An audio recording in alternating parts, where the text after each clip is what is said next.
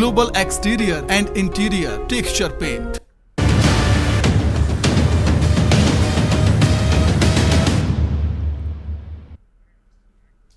नमस्कार, बहुत स्वागत है आपका। मैं हूं आपके साथ सुमित शर्मा। मंडला से बड़ी खबर है, जहां सड़क हादसे में 4 की मौत हो गई। ट्रक की कार से टक्कर हुई है, जबरदस्त टक्कर हुई है। हादसे में 4 की मौके पर ही जान चली गई है। 2 लोगों की हालत गंभीर बताई जा रही है। ट्रक का ड्राइवर हादसे के बाद का फरार है। बिछिया थाना के बरखेड़ा के पास यह हादसा हुआ। बड़ी खबर, मंडला से बड़ी खबर, सड़क हादसे में 4 की जान चली गई है। ट्रक की कार से जबरदस्त टक्कर थी। तस्वीरें आप देख सकते हैं, कार के परखच उड़ गए हैं, इतनी ज्यादा रफ्तार में थी कार। ट्रक की कार से सीधी भिड़ंत हो गई। हादसे में 4 लोगों की जान चली गई है, 2 लोगों की हालत गंभीर है। ट्रक का ड्राइवर हादसे के बाद फरार हो गया। पुलिस जिसकी तलाश कर रही है। बिछिया थाना के बरखेड़ा के पास यह हादसा हुआ है। तेज रफ्तार, एक बार फिर काल बनी।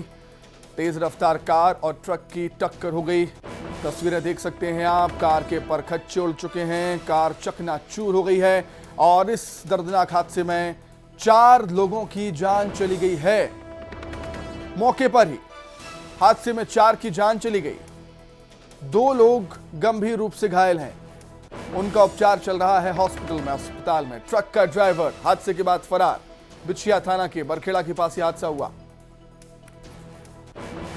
मंडला से बड़ी खबर, जहां पर कार और ट्रक की जबरदस्त भिड़ंत हुई और इस जबरदस्त टक्कर में 4 लोगों की जान चली गई है। रफ्तार काफी तेज थी दोनों की और कार के परखच उड़ गए, कार चकनाचूर हो गई। अधिक जानकारी के लिए हम बातचीत करेंगे। संवाददाता कृष्णा साहू जुड़े हुए हैं फोन पर। कृष्णा, क्या कुछ जानकारी, किन परिस्थितियों में कैसे हादसा हुआ?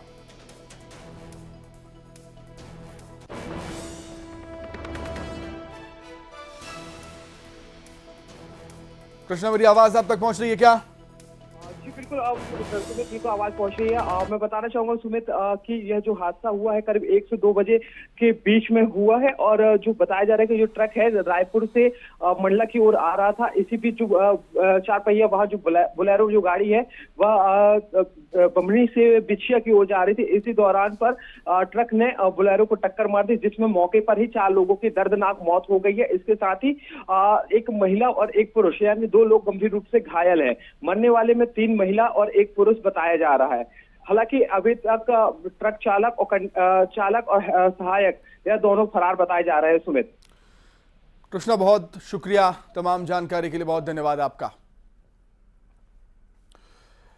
तो जो ट्रक ड्राइवर है वो फरार है, पुलिस जिसकी तलाश कर रही है। 2 लोगों की हालत गंभीर है। इस दर्दनाक हादसे में 4 लोगों की मौके पर ही मौत हो गई है। कार और ट्रक की जबरदस्त टक्कर हुई, आमने सामने से कार चकनाचूर हो गई, कार के परखच उड़ गए। आप तस्वीरें देखकर अंदाजा लगा सकते हैं कि टक्कर कितनी भीषण थी, रफ्तार कितनी ज्यादा रही होगी दोनों वाहनों की। कार चकनाचूर हुई, हादसे पर ही 4 लोगों ने दम तोड़ दिया। 2 की हालत गंभीर है, जिन्हें अस्पताल में एडमिट किया गया।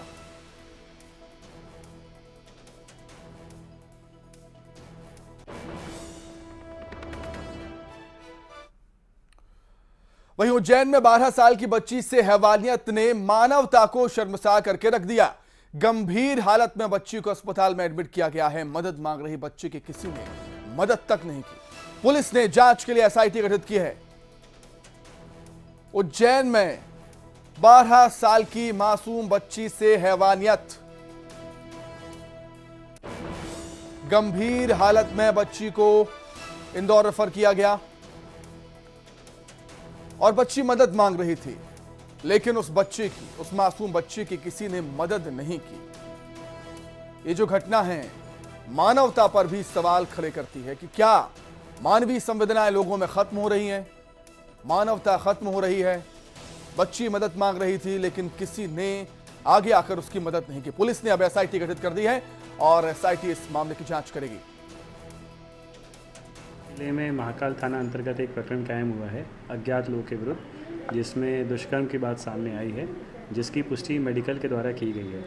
इसमें बच्ची की हालत नाजुक होने से उसको इंदौर रेफ़र किया गया था और जो भी बेस्ट ट्रीटमेंट है उसको वहाँ पे अवेलेबल कराया गया था। ब्लड की कमी के कारण जब ब्लड की रिक्वायरमेंट थी तो पुलिस वालों ने ही ब्लड भी वहाँ पे दिया है। इसमें एक बड़ी टीम एसआईटी गठित की गई है और लगातार सभी जगह पे इसको हम लोग ट्रैक कर रहे हैं। और जनता से भी यही अपील है, किसी को भी इसके बारे में कोई भी जानकारी हो तो पुलिस को तुरंत बताएं। तो आरोपियों की तलाश कर रही है पुलिस, लेकिन इस घटना ने मानवता पर, इंसानियत पर कहीं ना कहीं सवाल खड़े कर दिए। अधिक अपडेट के लिए हम सीधे उज्जैन का रुख कर लेंगे। उज्जैन से हमारे सहयोगी अजय हमारे साथ जुड़ गए हैं लाइव। अजय, बेहद शर्मनाक घटना, दिल को झकझोर देने वाली घटना, और यह घटना मानवता पर सवाल खड़े करेगी। हैवानियत तो बच्ची से हुई, बेहद गलत, लेकिन जब बच्ची मदद मांग रही थी तो मदद करने के लिए कोई आगे तक नहीं आया। अजय,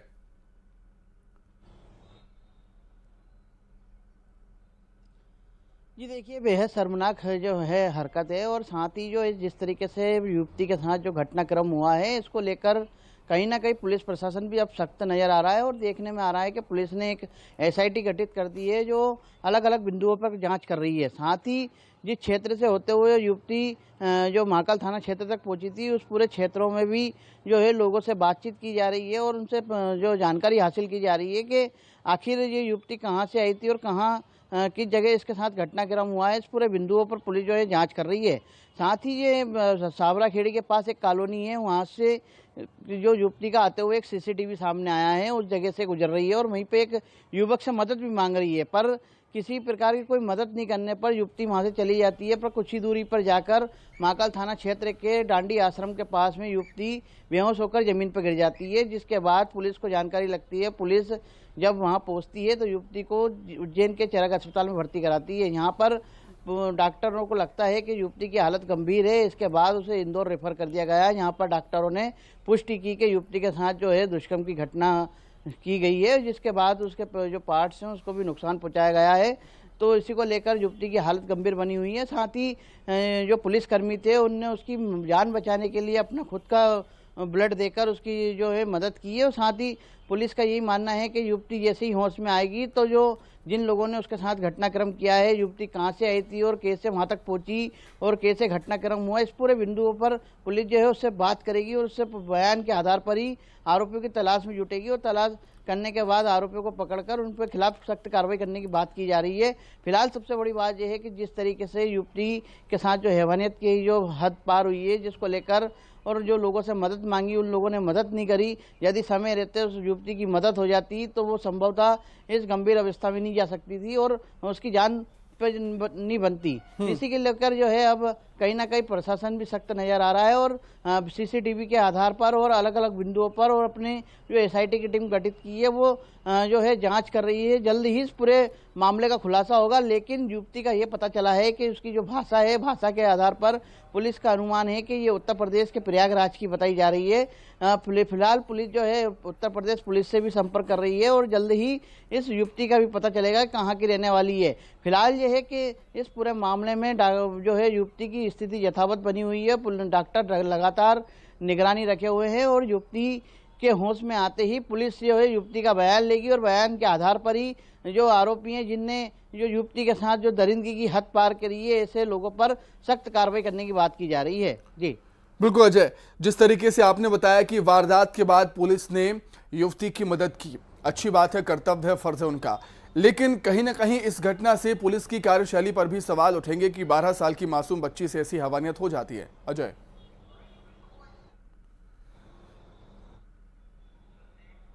जी देखिए, कहीं ना कहीं जो जिस क्षेत्र में युवती के साथ जो हरकत हुई है, जिसके बाद युवती वहां से पैदल चलते चलते दूसरे थाना क्षेत्र में पहुंची और जहां जो बेहोशी की हालत में मिली है, तो पुलिस अब जो है जिस क्षेत्र में हुई थी उस क्षेत्र में भी जांच कर रही है और जिस क्षेत्र में मिली थी वो पूरे रास्ते के सीसीटीवी भी कैमरे खंगाल रही है।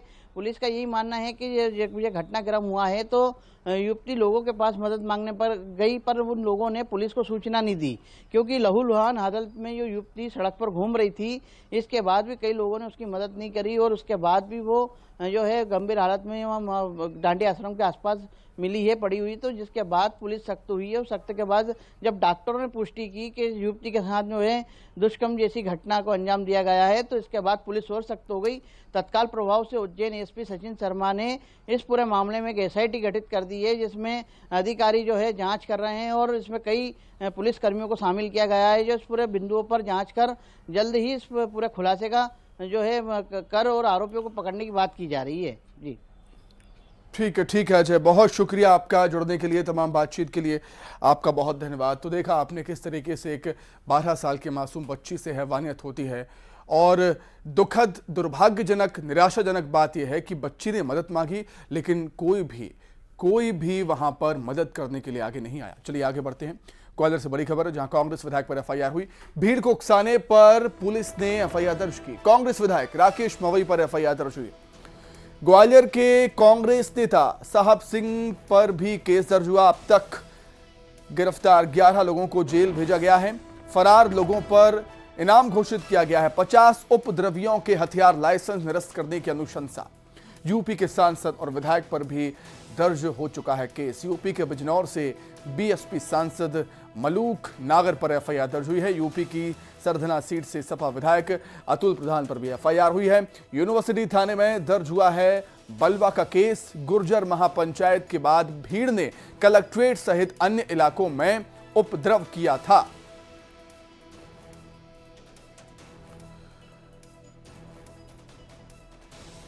तो ग्वालियर से बड़ी खबर आपको बता रहे हैं, जहां पर भीड़ को उकसाने के मामले में कांग्रेस विधायक पर एफआईआर हुई है। पुलिस ने एफआईआर दर्ज की है। भीड़ को उकसाने पर कांग्रेस के विधायक राकेश मवई पर मामला दर्ज हुआ, एफआईआर दर्ज हुई। ग्वालियर के कांग्रेस नेता साहब सिंह पर भी केस दर्ज हुआ। अब तक 11 लोगों को गिरफ्तार कर जेल भेज दिया है पुलिस ने। अधिक जानकारी के लिए बातचीत करेंगे संवाददाता सुशील कौशिक, जुड़े हुए हैं फोन पर। सुशील, मामला बेहद गंभीर है, कई विधायकों पर एफआईआर दर्ज हो चुकी है, कई लोग जेल में हैं, क्या कुछ और अपडेट फिलहाल अभी तक? बिल्कुल, देखिए ग्वालियर में उपद्रव मामले में लगातार पुलिस सख्त एक्शन लेती जा रही है। अभी जो मुरैना के कांग्रेस विधायक राकेश मवई, उनके खिलाफ एफआईआर रजिस्टर्ड की गई है। इसके अलावा ग्वालियर के जो कांग्रेस के नेता है साहब सिंह, उनके खिलाफ भी जो है इसमें एफआईआर दर्ज की गई है। बलवा, शासकीय कार्य में बाधा, मारपीट और शासकीय संपत्ति को तोड़फोड़ का इनको आरोपी बनाया गया है। इसके अलावा 11 लोगों को गिरफ्तार करके जेल भेज दिया गया है। बाकी जो लोग हैं फरार, उनमें कई लोगों पर 5-5 हजार रुपए के इनाम घोषित किए हैं। इसके अलावा 3-3 हजार रुपए के इनाम भी 6 आरोपियों पर घोषित किए हैं। इसके साथ ही पुलिस अब वीडियो फुटेज के आधार पर लगातार शिनाख्ती कर रही है। साथ ही जो सांसद और विधायक उत्तर प्रदेश के इस उपद्रव में शामिल रहे हैं, जिनके खिलाफ भी एफआईआर दर्ज है, उन दोनों के खिलाफ भी उनके प्रकरण की जानकारी उत्तर प्रदेश विधानसभा के स्पीकर और दिल्ली लोकसभा के स्पीकर को, दोनों की जानकारी अलग अलग भेजने की तैयारी ग्वालियर पुलिस कर रही। तो निश्चित तौर पर ग्वालियर पुलिस अब एक सख्त एक्शन लेने की तैयारी में है, ताकि इस तरह का उपद्रव दूसरी बार यहाँ देखने के लिए ना मिले। ठीक है सुशील, बहुत शुक्रिया आपका जुड़ने के लिए, तमाम बातचीत के लिए आपका बहुत धन्यवाद।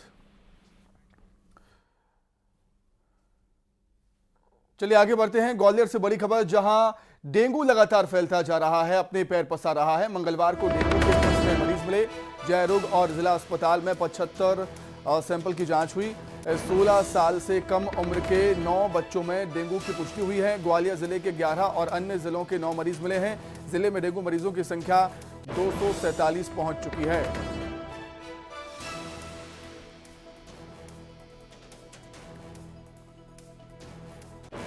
तो डेंगू लगातार अपने पैर पसार रहा है। ग्वालियर में डेंगू का कहर लगातार जारी। मंगलवार की बात करें, डेंगू के 20 नए मरीज मिले। जय रोग और जिला अस्पताल में 76 सैंपल की जांच हुई। 16 साल से कम उम्र के 9 बच्चों में डेंगू की पुष्टि हुई है।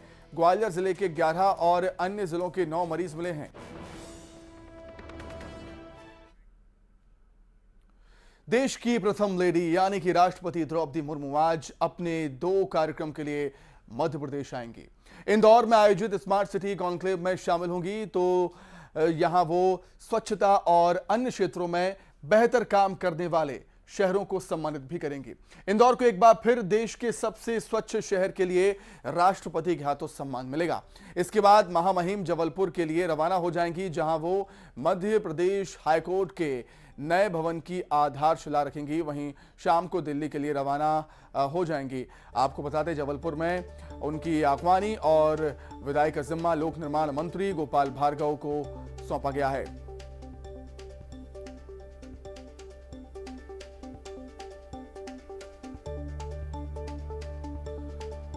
तो महामहिम का मध्य प्रदेश दौरा 2 कार्यक्रम है। दोपहर 3:05 पर जबलपुर रवाना होंगी राष्ट्रपति द्रौपदी मुर्मू। सुबह 10:25 पर इंदौर पहुंचेंगी। इंदौर में स्मार्ट सिटी कॉन्क्लेव का कार्यक्रम है। शाम 4 बजे जबलपुर पहुंचेंगी।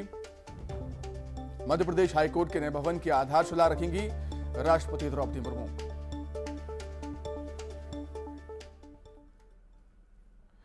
मध्य प्रदेश में चुनाव है और चुनाव से ठीक पहले पीएम प्रदेशवासियों के लिए एक के बाद एक सौगातें दे रहे हैं।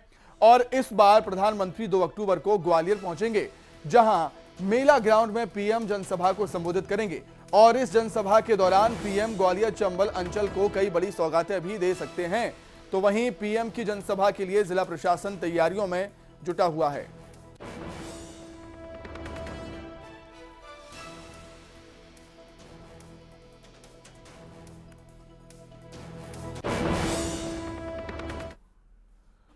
वहीं मध्य प्रदेश के दौरे पर आएंगे यूपी के डिप्टी सीएम ब्रजेश पाठक। आज भोपाल में संगठनात्मक बैठक है उनकी। संगठन की बैठक लेंगे यूपी के डिप्टी सीएम। तो जैसा कि हम सब देख रहे हैं, जान रहे हैं, विधानसभा चुनाव के लिए बीजेपी ने दूसरे प्रदेश के नेताओं को भी जिम्मेदारियां यहां पर सौंपी है। और इसी कड़ी में मध्य प्रदेश के दौरे पर यूपी के डिप्टी सीएम ब्रजेश पाठक आने वाले हैं। आज भोपाल में संगठनात्मक बैठक है उनकी। संगठन की बैठक लेंगे यूपी के डिप्टी सीएम।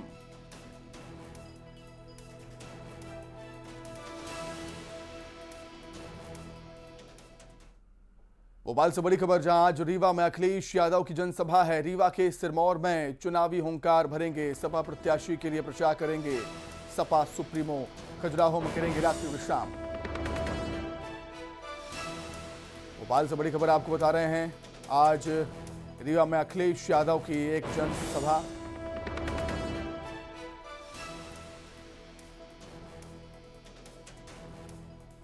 रीवा के सिरमौर में चुनावी हुंकार भरेंगे अखिलेश यादव। सपा प्रत्याशी के लिए प्रचार करेंगे। खजुराहो में करेंगे रात्रि विश्राम।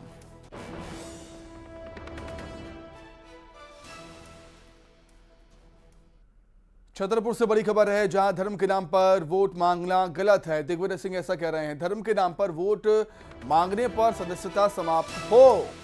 दूसरी लिस्ट बीजेपी की घबराहट दिखाती है, दिग्विजय सिंह ने यह भी कहा। और कहा कि मैंने कार्यकर्ताओं को फोटो लगाने से मना किया है।